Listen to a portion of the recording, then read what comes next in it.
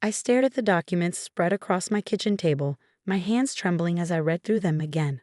Birth certificates, old letters, bank statements, pieces of a puzzle I'd never known existed until now. My name is Emma Collins, and 2 weeks ago, I lost my mother to cancer. Today, I discovered that everything I knew about my family was a lie. You should have seen your face at the will reading. Tyler's voice dripped with satisfaction over the phone. Did you really think Mom would leave anything to you? After how you abandoned the family business? I let my stepbrother gloat, barely listening as he detailed his inheritance, the luxury home in Beverly Hills, the successful art gallery our mother had built from scratch, even my father's precious watch collection. Everything I'd grown up with, everything that held memories of my childhood, now belonged to the son of my mother's second husband. Are you even listening, Emma? Tyler demanded. Actually, I said, my voice steady despite the storm brewing inside me. I'm looking at some interesting documents right now.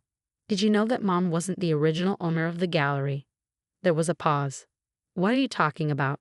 Of course she was. She started it 30 years ago. No, I said, picking up one of the yellow papers. My father did.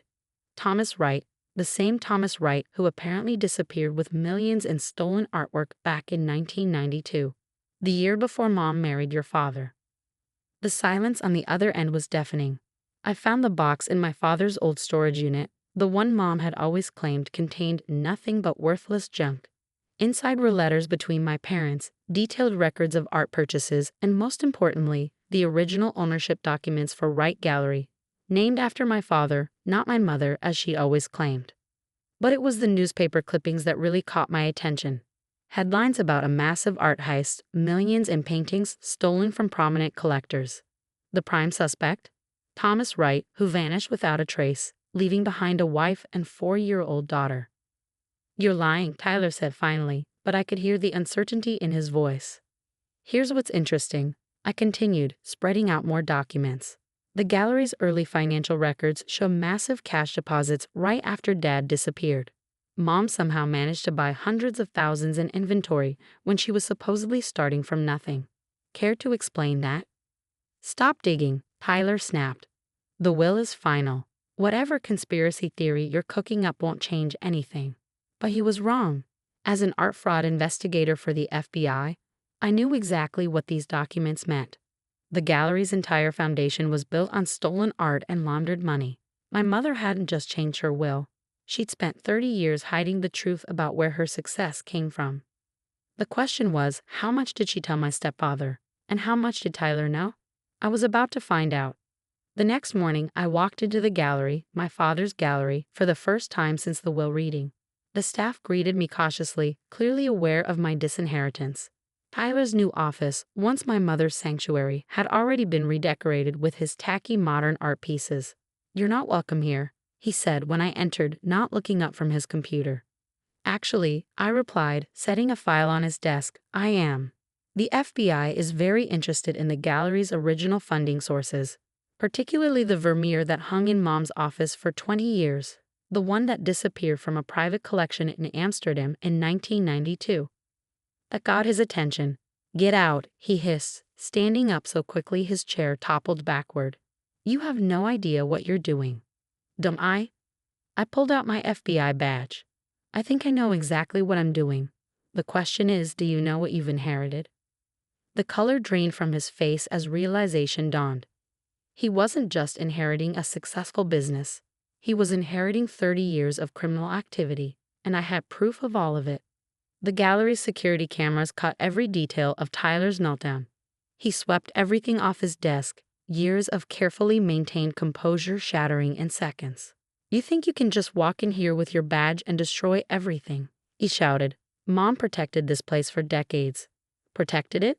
I picked up a framed photograph from the floor. My parents on the gallery's opening night. She built this place with stolen art and laundered money. And now you're implicated. Tyler's laugh was borderline hysterical. You don't get it, do you? Why do you think she cut you out of the will? She knew you'd find out eventually. She was protecting you. That stopped me cold. What? He slumped into his chair. She knew what you did for a living. She knew you'd never stop digging if you inherited any part of this. So she made sure you wouldn't have to choose between family loyalty and your precious career. The revelation hit me like a physical blow. My mother's last act hadn't been about favoring Tyler. It had been about keeping me clean. But it was too late now. As if on cue, my phone buzzed. A text from Agent Martinez. Documents confirmed. Operation is go. I turned back to Tyler. "I got news for you. Mom's protection just ran out." Within hours, the gallery was swarming with FBI agents. Every piece of artwork was being cataloged, every financial record seized. Tyler sat in handcuffs, watching as 30 years of secrets were exposed. The investigation revealed more than just stolen art. The gallery had been a front for an international money laundering operation. My father hadn't just disappeared. He built a network of art thieves and black market dealers, with my mother managing the legitimate front. "Your mother was brilliant," Agent Martinez said, reviewing the files. "She used the gallery to clean millions in dirty money. Every sale, every purchase perfectly documented to look legitimate." I thought about all the times I'd watched her work, meticulously maintaining her records. She taught me the importance of attention to detail, of protecting what was ours. I just never knew what we were really protecting. The evidence stretched back decades. The Vermeer was just the beginning. Dozens of stolen masterpieces had passed through the gallery, each one carefully laundered and resold to unsuspecting collectors. Then we found the safe. Hidden behind a false wall in my mother's office was a steel vault I'd never known existed. Inside were more documents and a letter addressed to me. "My dearest Emma," it began. "If you're reading this, then you've discovered the truth. I'm sorry for the lies, for the burden I've placed on you. But there's something else you need to know." The letter shook in my hands as I read on. My father wasn't just a thief. He was alive, and my mother had been protecting him all along. The letter trembled in my hands as I read my mother's final confession. "Your father is in Geneva. The art, the money, it was all to protect him. Tyler's father, James, discovered the truth years ago and blackmailed us. That's why I married him. That's why Tyler had to inherit everything, to keep the secrets buried. But now you need to finish why I couldn't. The proof is in the Monet." I knew exactly which Monet she meant. Water lilies at sunset, the centerpiece of the gallery's main hall. I'd always wondered why she refused to sell it, even when offered millions. The painting, when carefully examined by the FBI's art experts, revealed a hidden compartment in its frame. Inside was a USB drive containing 3 decades of transaction records. Every stolen piece, every laundered dollar, every player in the network. Including my stepfather James. He wasn't just an innocent bystander who discovered the truth. He was the mastermind behind the entire operation. My father had been his fall guy, forced into hiding while James took control through my mother. Tyler's world collapsed when the evidence came to light. His father wasn't the successful businessman he'd idolized. He was a criminal who destroyed 2 families to protect his empire. The arrest came swiftly. James was caught trying to flee the country. The art network crumbled as everyone scrambled to make deals. Even Tyler cooperated, hoping to avoid his father's fate. But I had one more trip to make. Geneva was beautiful in the spring. The cafe where I found him overlooked Lake Geneva, its waters sparkling in the morning sun. My father, older, grayer, but unmistakable, sat reading a newspaper. "Hello, Dad," I said, sliding into the chair across from him. He looked up, unsurprised. "I knew you'd figure it out eventually. You always were too smart for your own good." We talked for hours. About the theft that went wrong, about James's manipulation, about my mother's sacrifice to protect us both, about 30 years of lies and loss. "I wanted to come back," he said finally, "but James made sure that was impossible." "Your mother? She did what she had to do." The evidence I'd uncovered was enough to clear my father's name, proving he'd been coerced by James.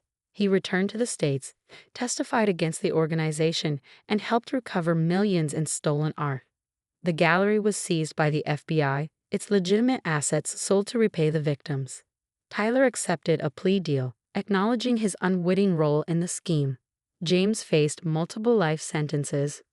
My mother's final letter was admitted as evidence, revealing how she'd been trapped between protecting her husband and protecting her daughter. Her last act, cutting me out of the will, had been her way of giving me the freedom to uncover the truth without being implicated. Today, I still work art fraud cases for the FBI, but with a different perspective.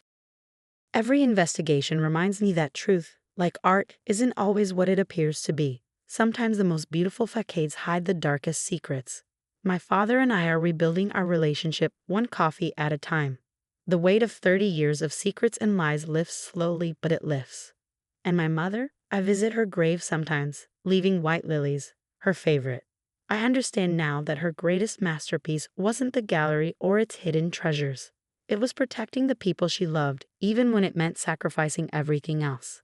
Even when it meant sacrificing herself.